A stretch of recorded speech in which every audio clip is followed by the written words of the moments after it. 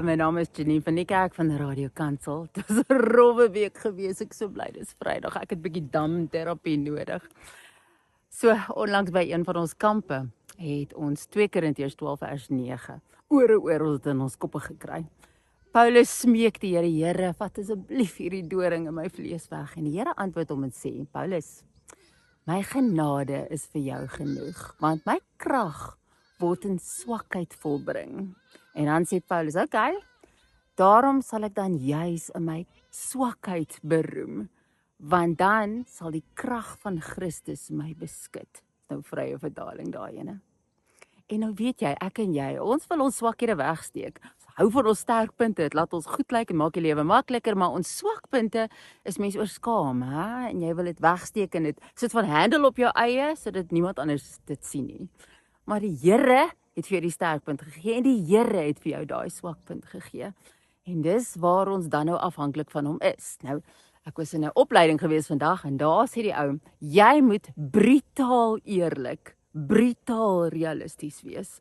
Nou hier sit ons doen oor ons swakhede. Ons veroordeel onsself. Hoe kan dit wees? Hoe kan jy so sukkel?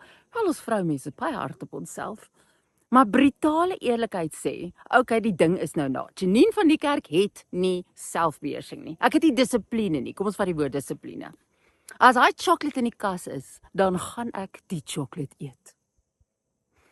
Sal jy met Bybel lees? As jy weer sien is 'n week verby, die lewe het jou getref en jy het hom nooit gelees nie. En daai dissipline is so nodig. Jy het daai was van die woord nodig. Nou weet jy dis goed vir jouself, maar ek het gefaal. Ek het hom nie gelees nie.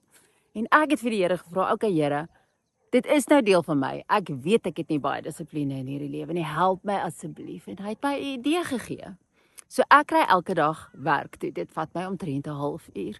Ons het 'n leesplan en nie van hoe nie. Ek sit daai ding op ons script elke dag. So ek moet elke dag vir die luisteraar sê wat in daai leesplan staan en ek lees hom of ek luister hom op pad werk toe. Dis 'n stiltyd, daar's niks op my plan nie. Ek kan letterlik dadelik in die gewoonte kom om die ding op pad werk toe. Niks anders trek my aandag af nie. Ja nou, dis so doenbaar en hy het vir my die idee gegee.